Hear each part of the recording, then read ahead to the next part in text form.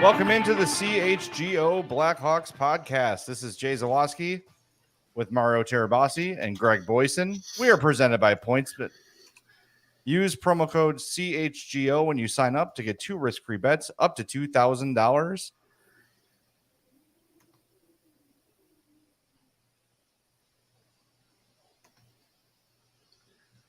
What's up, fellas? How's it going? What's going on? I'm getting like a big delay on my end here. I'm not sure. Oh, okay. All right. You had Am I okay now? Yeah. Yeah, it seems like you're all right. Okay. Well, all right. Well. yeah, doing good. It's been a minute since we were all together back in the city for practice this morning and for the media luncheon that we had with the business department with the Blackhawks, which was a lot of fun to talk with them and get some information on the season tickets and everything. That's something that, obviously we'll get into in today's show. Saw a little bit of Lukas Reichel out on the practice rink, and it's interesting to see that he's back. Interesting to see what the plan's going to be for him. But it's one of those off days where the Blackhawks are kind of just handing us something to talk about, which is nice to have. Yeah, it's always awesome when they give us content, just like yesterday. Yes. Loved it. That was great. Yes. If you can't get the content on the ice, feed it to us. Literally, feed it to us like they did today. It was Lukas Reichel Fever Day. Lots of people at the Fifth Third Arena today. Lots of cameras. I'm guessing maybe they were out there for a trial run before baseball opening day, making sure all the equipment works. But, it was fun to see a little excitement at practice. People paying attention to a Blackhawks practice in April, the morning after they were officially eliminated from the playoffs. RIP playoff hopes. It's been fun. See you next year. But good. Lots of interesting stuff to come out of today's trip to the West Loop. Yeah, why don't we start with Lukas Reichel, who was called up yesterday, joined the team for practice today, taking line rushes mostly with Taves and Doc. We saw him with some other partners on some other drills. We also saw at one point on a drill Reichel at center and Taves on right wing. I don't think that's going to last, but it's interesting. We have some audio from Derek King today sort of detailing the plan for Lukas Reichel. So why don't we fire that up and then react on the other side? He's going to see some ice time. I think it's great. I think did a great job being patient with him, like we've talked about. And now we'll give him some reps and see how he is. I'm not sure. I haven't gotten that far with Kyle. Just said he's here. We'll play him, putting him in different situations, different lines. We'll try him on the wing with Taser and Docker. I think that might work, and we'll go from there. Yeah, I mean, I think Reichs is a pretty special player. Docker's been building up on playing both ends of the rink, and then obviously Taser play 1,000 games by being lucky. I mean, he's a great hockey player, so I think the three of them can help each other. Reichs being on the wing maybe help his game, not worrying about playing down low with the big guys, and he's still a kid. He's thin, he's light, so until he puts a little meat on, and maybe I'll get him down to Florida with me for the summer and feed him. Get them bulked up a little bit, but I like the whole dynamic of all three different types of players, and they'll help each other.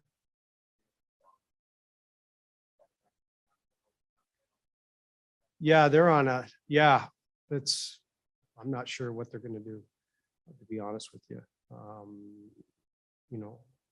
hopefully we have him here and we can see him for a little bit longer. But again, that's their decision from up top. That's not mine.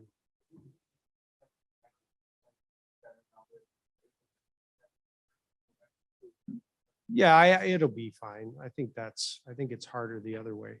Like you grab a winger and stick him at center and tell him to go, defend like that. They're so used to just going up and down the board. So this will be fine for him, with his skill, his speed. It'll work out for him. And if it doesn't, then I'll switch it around. I'm not afraid to do that either. That was Derek King from today's practice, talking about Lukas Reichel. And I think a lot of us want to see what he can do at center at the NHL level, but you can tell the organization knows that's where his future is. But at the moment, you don't want to take Dylan Strome off that top line. The chemistry is there. Taves has been playing better. He's going to be a center all the time. I wouldn't have a problem at some point if they put Reichel on the second line, move Taves down one, but it sounds like Derek King is open-minded, and this is the plan for now, and it could change at any moment. That's the way a coach should coach, right? You shouldn't just be set in your ways and say, no, he's playing right wing with Jonathan Taves and Kirby Dach, and that's it. No. Let's see what happens. Let's see how it goes. And but the plan for now is to start a wing. And some of the things he said about him not really having the size yet to play center, you can see it. And it's easier to go from wing to center than vice versa. So I'm looking forward. I just want to see him play, man. That's it. That's all I want to see. Yeah, I think in the little sample size he's had so far, like he hasn't looked out of place, but he also hasn't really jumped off the page as like, oh my God, this kid's a star right out of the gate. Like, right. I think he's, there's still an adjustment period. Obviously, only getting 5 games at the NHL level, it's hard to develop that like chemistry you need to really, hit the ground running. And he's been doing very well at the AHL level this season. I think he's like a few points behind the Ice Hogs rookie record for both goals and points in a rookie season. So he's been doing just fine down there. What's interesting, I think, is, until we have an idea until Derek King has an idea of what the plan is for Reichel from Kyle Davidson, he's just in the mindset of, I'm going to play him as long as he's on the roster. And I think that's fine. The idea of burning the first year of his entry level contract is obviously a talking point, but I think at this point in time, there's benefit to playing him in the NHL. There's benefit to keeping his first year and allowing it to slide. I don't think you have a wrong or a right answer at this point. I think what's interesting is that the next 4 games are the last 4 he could play in the NHL, or he has 4 more he could play in the NHL before burning the contract. The next 4 games for the Blackhawks are all at home. I would think it's lining up to he plays those 4 games, goes back to Rockford for the rest of the season, and he's a rookie again next year. Yeah, that sounds like the right move to make. If this kid was scoring 2 points a night, then okay, you'd be a little more comfortable with burning that first year of this contract. But at this point, I don't see a major need to do that. Keep that extra year of control if you can. I mean, this isn't a team that's 2 points out of a wild card spot that needs that offensive push. Let him play his 4 games here at home. I like what they're doing. This seems like this is a new regime who has learned from the mistakes of past regimes and don't want to repeat them. And that is very, very refreshing. We get all the time Twitter comments here on the show. Stan Bowman. We hate Stan Bowman. We get it. Stan Bowman's gone. He's gone. We can throw dirt on his Blackhawks grave. He's gone. This Kyle Davidson, it looks, at least to me, it appears that with Lukas Reichel, he's taking the anti-Kirby Dach approach, doing the exact opposite. We're going to take our time with this kid. He's going to play in the AHL, where he's been the number 1 center the whole year. Their top offensive producer. It's not even close. It's Lukas Reichel, and then it's everybody else not even on the screen. But when you get him here, you're giving him small doses, and playing him on the wing I think is a really good move. Like, confidence. We've talked about it with Kirby Doc. Confidence is so huge when it comes to a young player. And when a young player has to think on the ice, that's usually when he gets himself in trouble. So put him on the wing with Jonathan Toews at center. Let him take care of all that responsibility. Just let him go out and play instinctual hockey. That's all you want out of young. Get that confidence going. I really like the line, putting him with Doc and Toews. I think we should call this the daddy daycare line for Jonathan Toews taking care of the two kids. T-shirt. But I think it's good. It's good. And as he said, as Derek King said this morning, they can help each other out. You got three guys who can be centermen, can think like centermen on the ice. Kirby Doc has been improved lately. We've given him a lot of criticism, and but he has played better, and you could see on the ice he's played better. He's played better defensively, and I don't think it's a coincidence that he's played better when they've taken him out of the middle of the ice. I think those two things go hand in hand. So I like what they're doing right now, and the more patience with Lukas Reichel, the better as far as I'm concerned, because it makes no sense to really try and push things at this point this season. So give him another taste, give him his little reward, get him back to Rockford, so hopefully they can make some noise in the playoffs. Yeah, I think burning the year would be a mistake. I think that is a wrong answer. And as much as the fan in me wants to see Lukas Reichel play every night, and that's exciting to me, this team there's nothing to achieve this year from him. Now, look, if on this recall he starts tearing things up, right, and does not allow you to send him down, then you reconsider. But I think the plan has to be he plays 4, he's back in Rockford. Because we've been talking about, as we were discussing the Vlasic, Gustafsson, Murphy thing, the importance of Rockford making the playoffs. And Derek King said that himself. Now, Rockford's in really good – they haven't just exactly clinched just yet, but they're in really good shape to make the playoffs. So they're less probably like, we have to focus on this. It's probably very close to a done deal. So it's a little bit less important, but burning that first year, I think, would be a mistake unless he just is so good and so ready that you can't send him down. And there's nothing we've seen from him so far in his recalls this year that tells me all of a sudden now he's going to be a totally different guy. He wasn't bad by any stretch, but he wasn't the second coming of Patrick Kane or Jonathan Toews when he stepped onto the ice, which is fine. That's not normal, right? It's not typical that a guy joins the NHL as an immediate star. That is the exception, not the rule.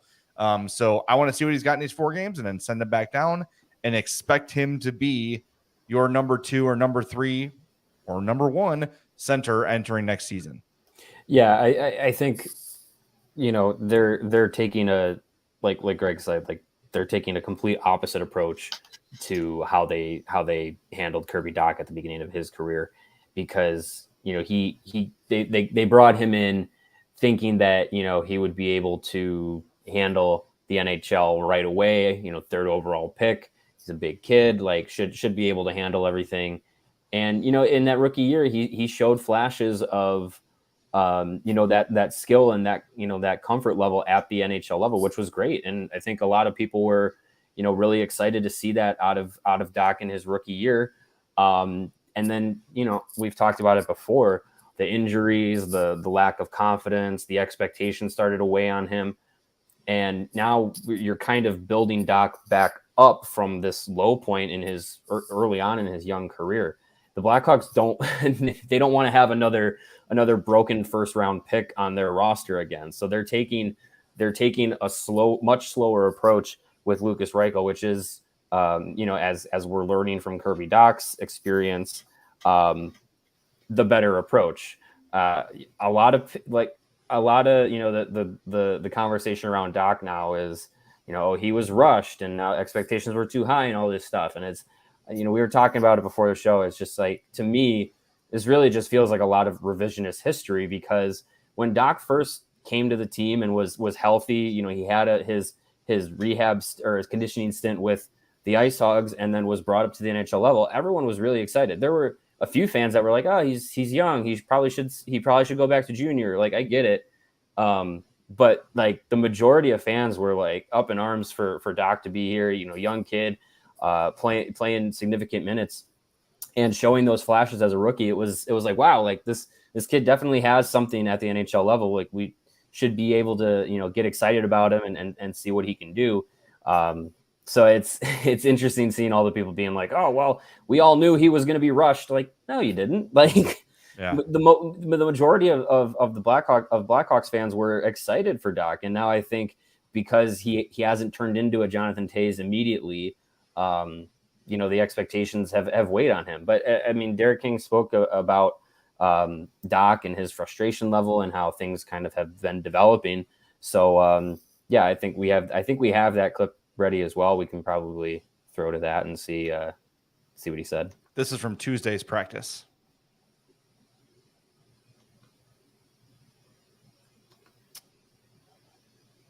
Perhaps not. Well, but yeah, so he basically is saying how you can see how, the players throughout this season have kind of handled things with, handling their frustrations and being able to kind of handle their emotions. And Derek King singled out Kirby Dach as one of those kinds of players that is evolving. And I think one thing that really might, you kind of make fun of it or make light of it in the moment, but one of the things that really could be contributing to his handling all these things is the fact that he's been off social media. It's something that he's not being bombarded with this Doc kid sucks 24/7 online, that maybe he's able to kind of clear his head more.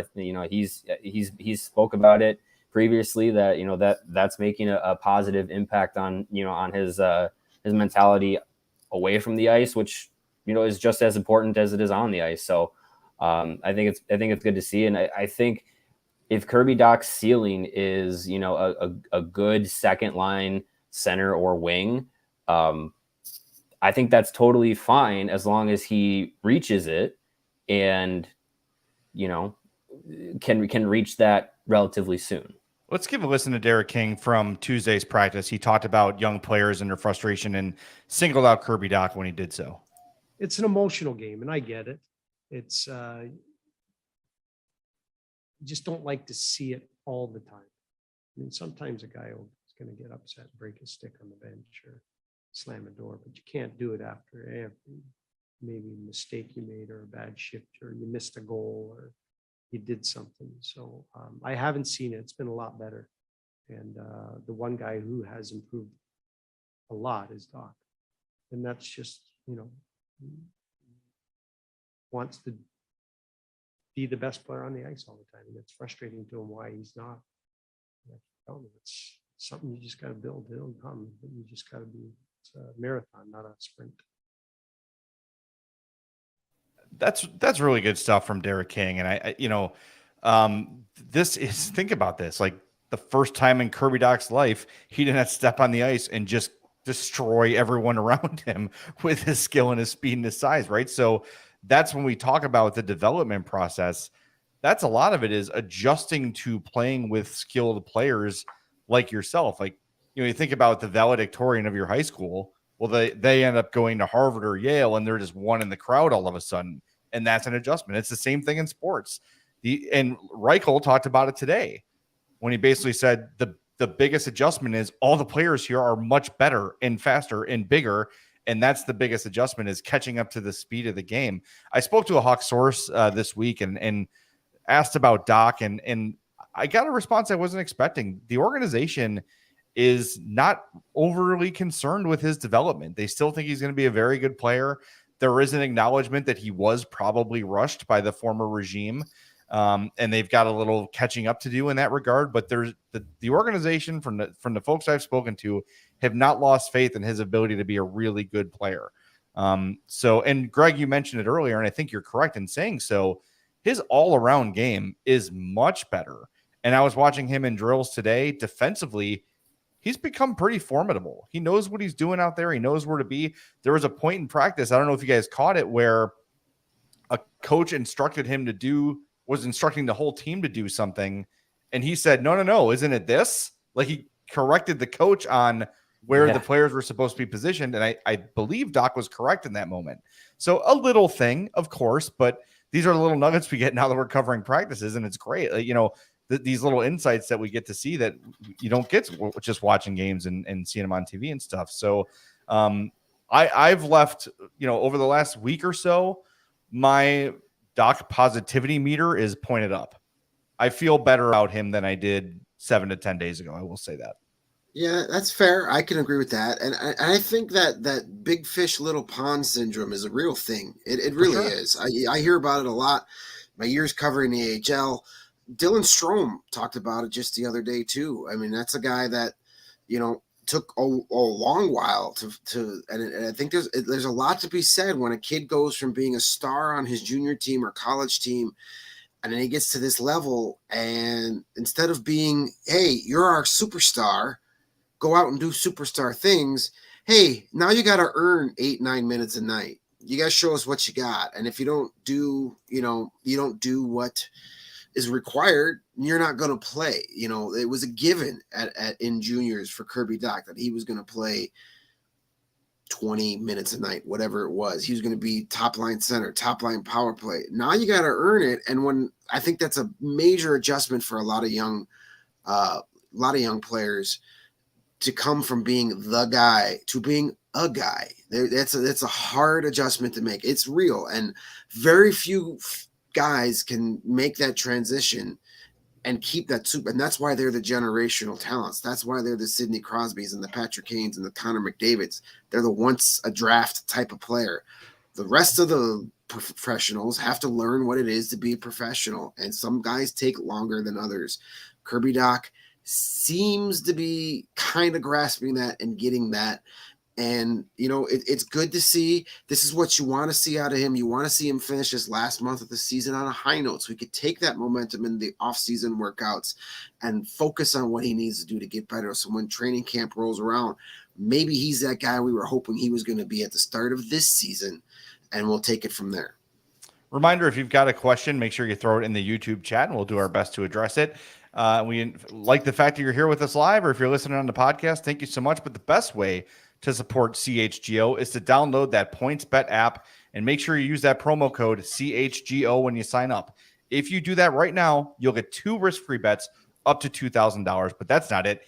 If you make a $50 or more first-time deposit, you'll receive a free CHGO membership, which unlocks all of our web content, and you'll even get a free shirt of your choice from the CHGO locker. You can see I'm wearing mine right now. It just came today.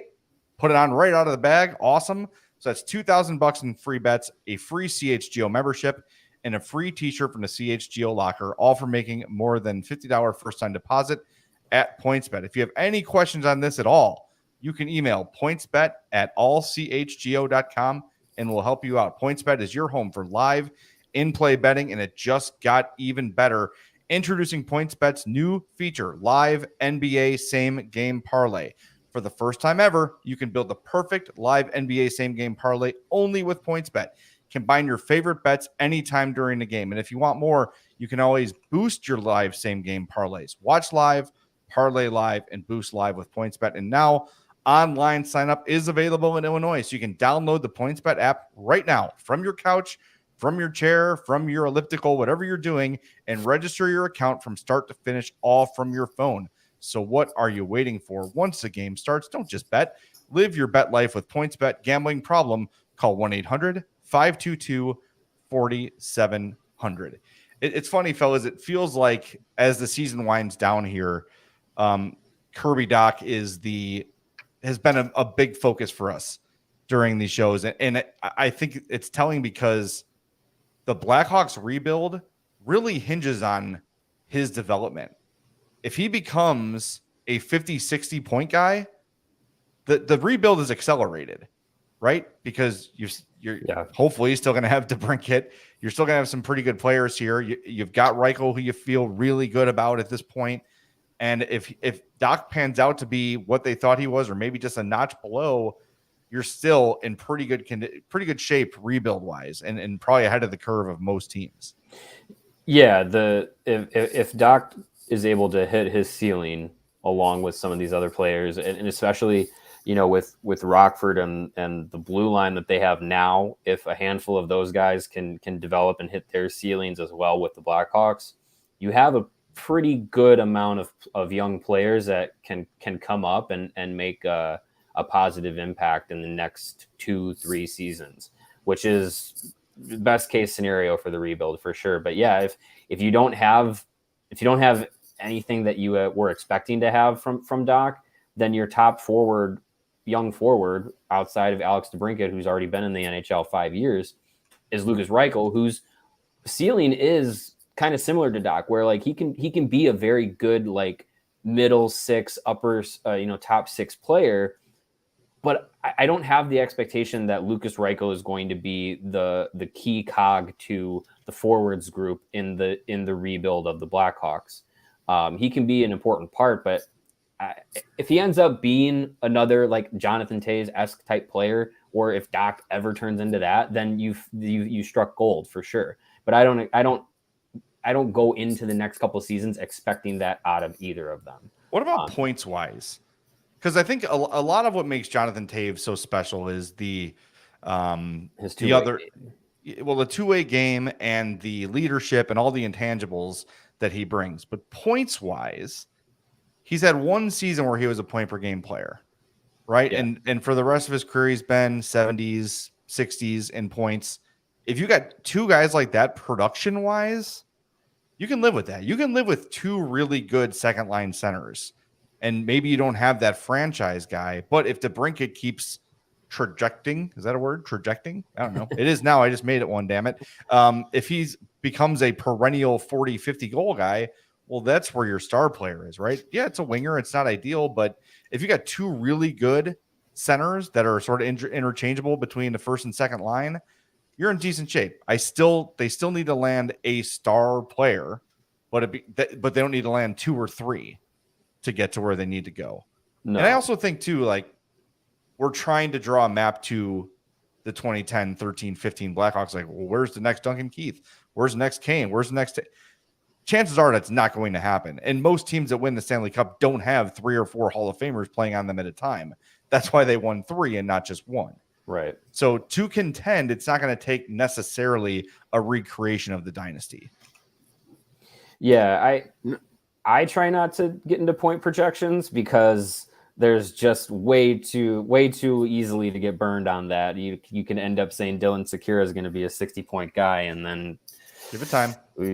But yeah, I mean, if Doc can be a guy who puts up 60 points, 50, 60 points, and that's his, that's his ceiling, I'm fine with that. If Lukas Reichel can do the same, I'm also fine with that. If Alex DeBrincat is going to get into the 30s and 40s of goals per season, I'm also fine with that. Like if that all happens, I think there's other pieces yet to be brought into the team that can be either the superstar or fill in behind, and you have a solid team that can maybe, instead of having to rely on 1 or 2 superstars, you have a team built off of a bunch of really good players. And you might not be, you might not have an MVP candidate on your team, but if you have a bunch of like pretty decent players, you got a good shot at it.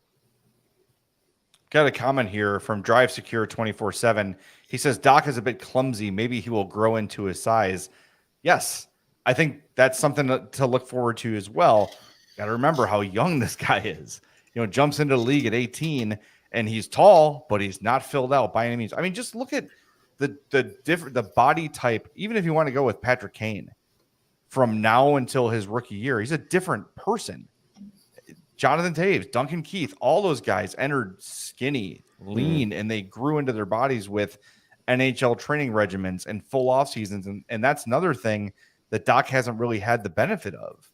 He's had off-season injuries he's had to overcome, whereas your average player who's healthy would be working with trainers and building up their speed and strength and all those things. Doc is recovering an injury. And yeah, you can still do, bikes and you can skate a little bit, but it's not quite the same as the intense sort of training he would get in a typical offseason. So let's hope he stays healthy for the remainder of this year and hits the offseason running and add some weight and add some size, and he will, just from natural growth. He's not done growing as a human yet. Yeah. And when he fills out that frame, look out.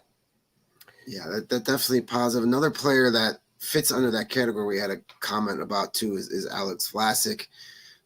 Derek King talked about him today as well a little bit, and he basically just said that, like, he's got to get a little bit bigger, a little bit stronger. And kind of interesting thing he said to him, he referenced back to his playing days and a former GM that used to tell him on the first day of training camp every year is to be brought to the prom. And so he wants to tell a guy like Vlasic to where, hey, be the player you were that got you here. Don't get to the NHL and all of a sudden think you got to be somebody else. You got to be Victor Hedman or Cale Makar. Be Alex Vlasic. You're here because you're Alex Vlasic.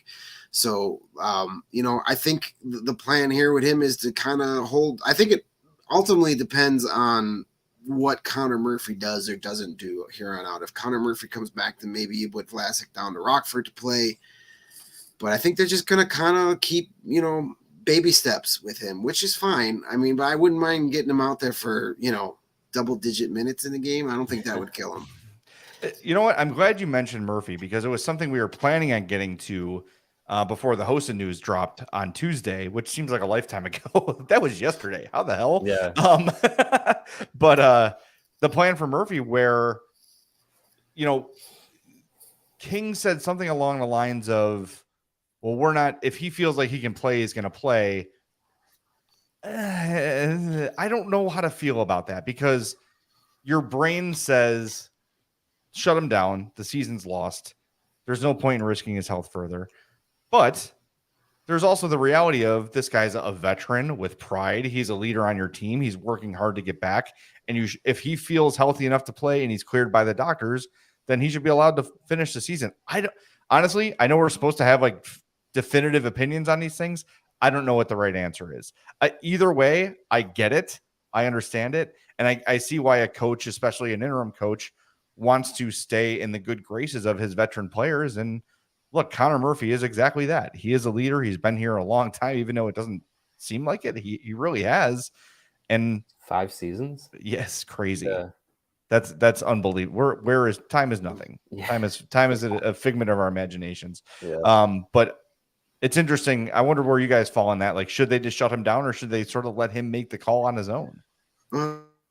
I think if they were going to shut him down, they would have already and been like, hey, it's done. So they're obviously leaving it up to him. And I think as being a veteran player, he's earned that right. We don't have to explain that hockey players are a different breed. They are on another plane than the rest of us as far as competitive goes. Connor Murphy doesn't give a damn that his team isn't going to make the playoffs. His job is to go out and play hockey every night, and he's going to do it as long as he's capable of doing that. So if he that's the strange thing, or I don't know if strange is the right word, but that's the unique thing about concussions is there's no MRI, there's no X-ray that a doctor can look at it and definitively go, okay, you're healthy, you're recovered, go play. Right. The only person that knows if Connor Murphy is 100% is Connor Murphy. So you have to trust him. And if he comes back and says, hey, I'm good to go, I want to play, I think he's earned that right that you say, okay, go get him. Yeah, I think, to your point, Greg, we're their concussions are unique to each one, to each person. We saw Tyler Johnson and Connor Murphy. If memory serves me right, they both left the same game with concussions, and Tyler Johnson's already back. So, it's different for each iteration of what happens. And, I think for Murphy, the points of, being a leader, being a veteran, having pride and everything, those are all valid and definitely something that I'm sure he's considering. But I think, the Blackhawks, I think if they wanted to kind of step in and save him from himself, they have the right to do that. But also, Murphy, if he says he wants to play, there's really no reason to not play him, because he wants to show that he's a leader for the team and he's going to be around and everything like that. And unless something drastic happens, he's going to be around for the next couple of seasons. I think selfishly, for me and I think for us as fans. I think seeing Murphy put his health first would be good. And then also that opens the door for a player like Alex Vlasic to get more NHL minutes. But if Murphy comes back, it's easy then to, from a roster standpoint, say, okay, Murphy's back. Vlasic now goes to Rockford and he can, have an opportunity to get some minutes down there as well, or at least be around games that matter. So I think with Murphy, if he wants to go and he feels like he can, that's his decision. If the Blackhawks want to go the route of kind of protecting him for the rest of the season, where it really just doesn't matter really wins and losses, from a wins and losses standpoint, I don't have an issue with them, saying like, hey, you're just going to be done these last, couple of weeks. Real quick on Vlasic before we get to Greg telling us about Strava coffee, which is always my favorite part of the show. The same source I spoke to about Doc had some insight on the Vlasic thing. And while this isn't clear, there are situations where in the negotiation with the agents, there's an agreement that the player will finish his first year in the NHL.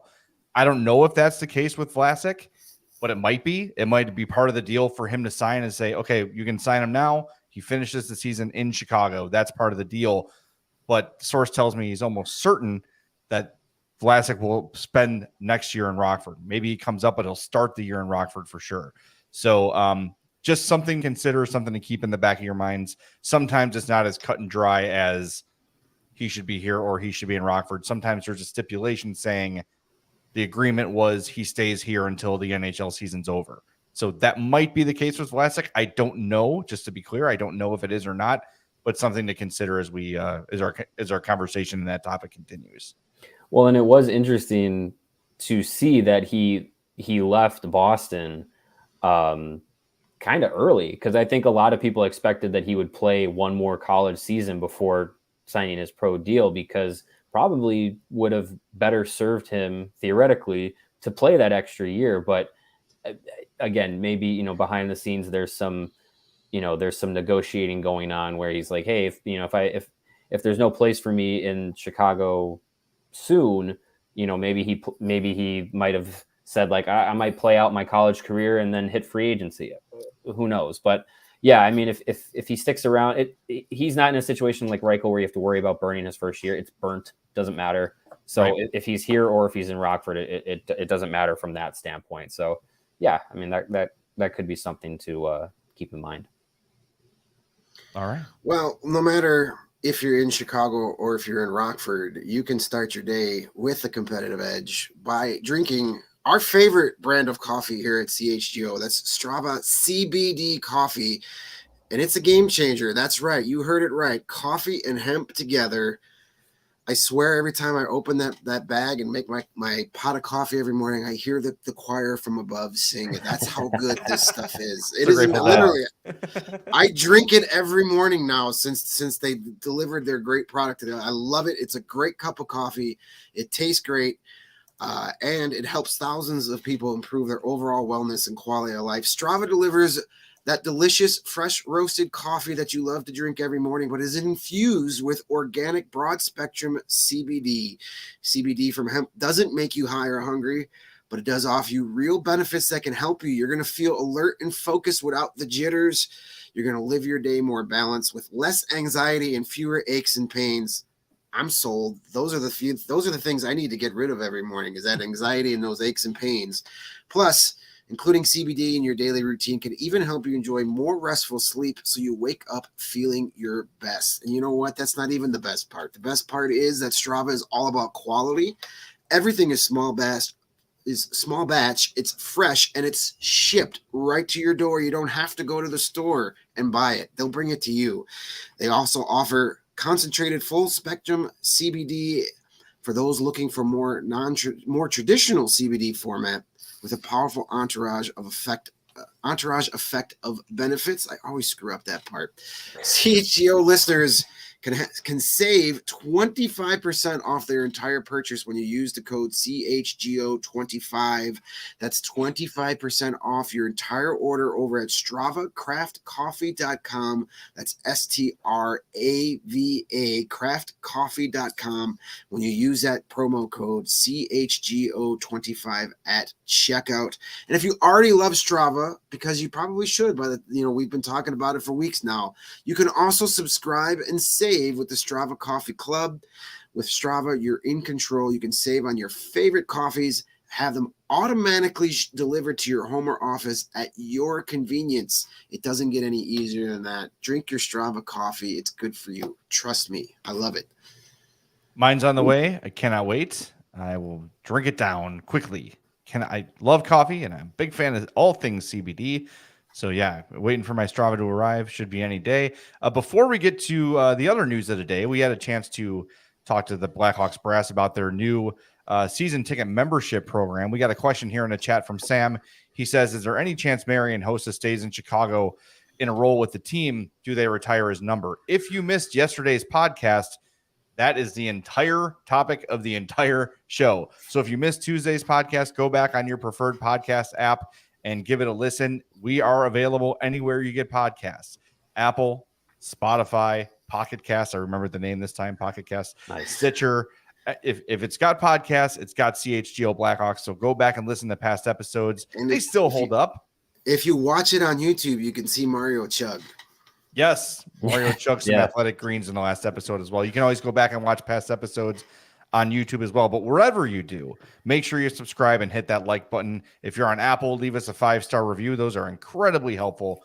We would love you if you did that. All right, fellas. So today we met with Jamie Faulkner, the Blackhawks. Did you want to answer the host a question? No, he's got to go back and listen. Okay. Right. Well, long story short, yes, we believe both those. Yes, and yes. Yeah. Yes. And we did learn today he is throwing out the first pitch on Friday at Wrigley Field. So outside of his 1-day retirement tomorrow, well, he'll be around in the city for another day. Rest in peace, Wilson Contreras. That's all I'm going to say. He's going to throw a ball right through his soul. Well, that means for those of you who have tickets for Friday's Cubs game, it's going to be a beautiful sunny day because the sun is always out when Marian Hossa is involved. We've already established that. He's like the opposite of Pigpen. Yes. Right? Like where the dirt cloud follows him, the sun follows Hossa. Yeah. Yes. Yeah. But no one else will be warm. No. The pitching mound will have a ray of sunlight on it, and everybody else will be miserable. Where the hell is that palm tree coming from? A single beam of sunlight. Yeah. All right. So today we got to meet with Jamie Faulkner, president of business operations, and Jamie Spencer, executive vice president of revenue. That's a title, my friends. And they updated us on the Blackhawks new season ticket membership program. So if you're a season ticket holder, you probably got an email today. Make sure you check it out if you've not. What the message was that they are taking in what the fans tell them and they're applying it as best they can, right? They're getting the feedback. Just as Greg talked about Kyle Davidson having to clean up Stan Bowman's mess, Jamie Faulkner and company have to clean up, I don't know if it's a mess, but they got to tweak what the previous regime created. And remember, everything that they're doing is cleanup control. Basically. Yes. And the Blackhawks' current ticket prices are based on a really good team that was a really hot ticket. Nothing had changed. And the Hawks realized they had to make some changes. So from where we were sitting, it sounded okay, cool. Like cheaper tickets for the vast majority of people, a lot of perks, a lot of things to enhance the game day experience.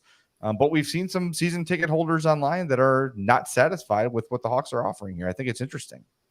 Yeah, I think the biggest problem that a lot of people who have problems with season ticket, it's no secret that in the last few seasons, season ticket holders have probably started losing money on being season ticket holders, where in previous seasons they would make money on being season ticket holders. So it's this kind of shift in their ticket plan is a few years too late, given what we've seen on the ice. Ticket prices were going up as the team's performance was going down. So that's the issue that this new front office regime is trying to fix. Is like, okay, we probably should not have been doing that. It clearly was not worth the price of admission, what you were going in and seeing each night. But I think what they're trying to do is a good first step. And they did allude to that this is kind of like the first of a couple of steps in their revamping of the season ticket prices, season ticket packages, single game tickets, how they're going to handle that. The biggest takeaway for me regarding price was that 93% of all seats in the building were either going to stay the same or see a decrease. And actually 84% of all seats in the building are seeing a ticket price decrease. And I believe, I hope I'm not misspeaking here, I believe that is for both season ticket packages and for single game tickets. I think I heard that right. I don't know if you guys heard anything different. Yeah, I believe so. Yeah. So the majority of tickets for Hawks games going into next season are going to be cheaper, and some are seeing as significant of a change up to 20% in ticket price. So I think that in and of itself is good. Everything surrounding this, obviously, there's a lot of angst about it. So I have one comment here from a Twitter user. His name is Bob. He says, they're dropping my lower level seats only $5. They think that by giving us food and merchandise discounts, that's going to cut it. Yes, it's a discount over their gate price, but who's paying $200 a game at the gate to see this garbage? Nobody. This is a slap in the face. They know what the tickets are going for on the secondary market. People have been practically giving them away all year. These prices for loyal season ticket holders are not even close to what the market value is.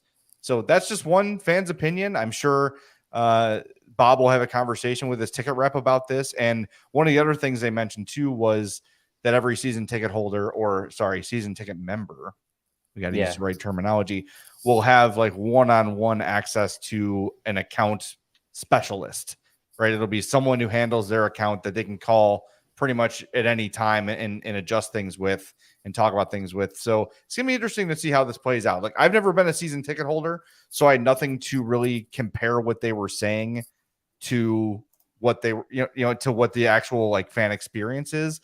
I'm going to reach out to some of my season ticket holder friends and see what they think of it, because I know some people have had tickets for decades. And from what I heard, it sounded all positive, but apparently that's not how everyone is taking it. Well, Greg, you used to hold season tickets. Yeah, I had season tickets from 08 until 2017, and part of the allure of those tickets was the resale value. It was the being able to sell playoff tickets, sell primetime matchups for 2-3 times what you paid for them, and reapply that back into the following season, and that dried up real quick. I knew it was, the prices kept going up and down. There was a game my last season, I had tickets that I couldn't go to the game. I literally could not give away seats. 2 seats went empty for a game against Connor McDavid and the Edmonton Oilers. Like, nobody wanted to go. They wouldn't even take them for free, which was like, wow, this is pretty bad. But I was encouraged by what I saw today. It was a little complicated at first, but I'm sure as more information comes out and the actual season ticket members will get a really in-depth explanation. But they went from 16 price codes to 32 price codes, and a lot of it is based on where the seat is. So the seats that are on the other end of the arena where the Hawks only shoot at once, those seats are going to go down in price because they don't think those are as good of a value as the seats where the Hawks shoot twice. I think that's very smart. That was one of the things that Jamie Spencer kept driving home, was there's more value to your ticket than what just the monetary number that's printed on the ticket or on your app these days. I don't even think they give you paper tickets anymore. But they said, like, there's going to be included when you're a season ticket member. Part of the package is you'll get $25 into your virtual money account on the app per game to use at the concession stands or the merchandise. So that's $25 a game per ticket for 41 games per ticket. So if you get 2 seats for every game, you get $50 a game in free money to spend at the United Center. That pays for your first round of beers, your dinner.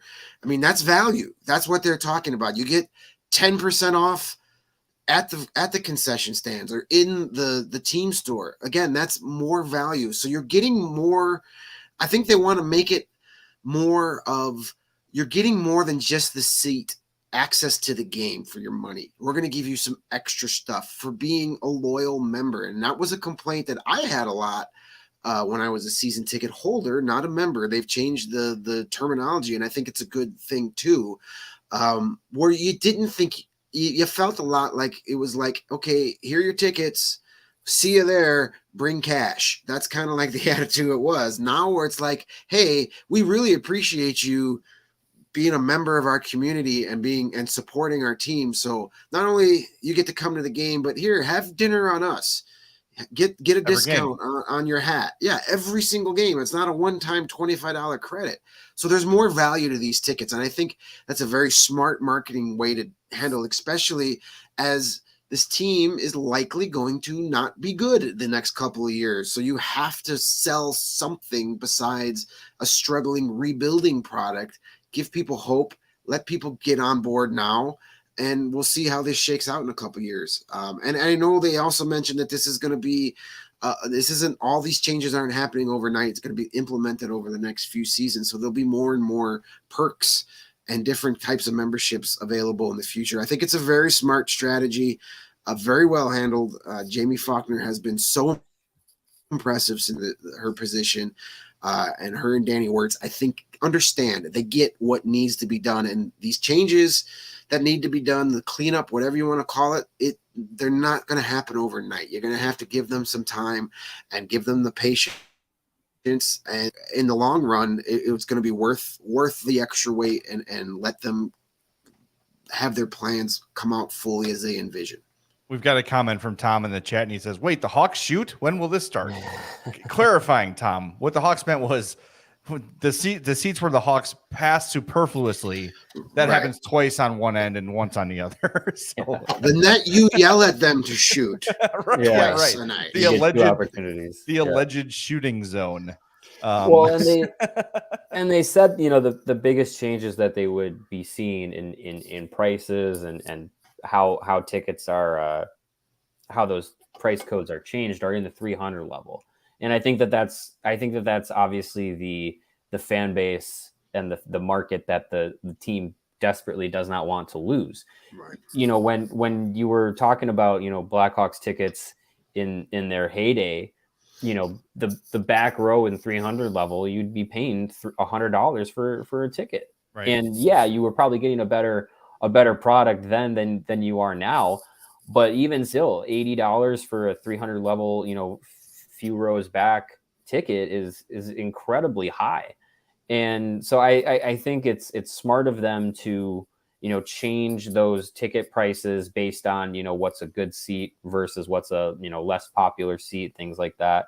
The first row of the 300 level is going to be more expensive than the 13th row or whatnot, because you're getting a better seat. I think that's all. I think that's all smart from the business standpoint to be doing this. One thing that was mentioned from Jamie Spencer that I think was very interesting to hear was that there currently is no wait list for season tickets. Like if you want, and it's probably not a secret, if you want tickets, you can find them and get them. But that's definitely not something that this organization has had an issue with in the last few seasons. So, I think that they're being smart in making these changes, but it's, you can say, oh, it's an easy change to make, but it's an overhaul. And I think that's what the season ticket holders / members wanted to have.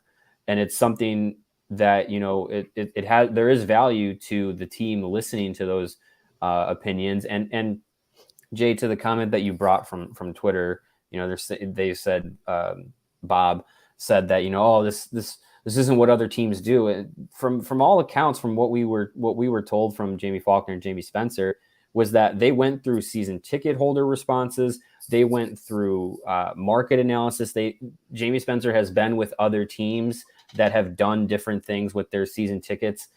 He brought that knowledge to the Blackhawks. And so this isn't just the Blackhawks thinking, oh, we're smarter than everyone, this is what we're going to do. They're taking in ideas from elsewhere and trying to implement it best to fit the needs of the season ticket memberships. So I think that that's, again, something that this is new thinking that we're getting with the new leadership, which is, all that we could really ask for at this point. And again, like we've said it multiple times today, like they are playing cleanup crew to the previous front office, and it's baby steps, and hopefully it all gets to a point where, we're not bickering about ticket prices because the value of the ticket matches the value of, of what you're seeing on the ice.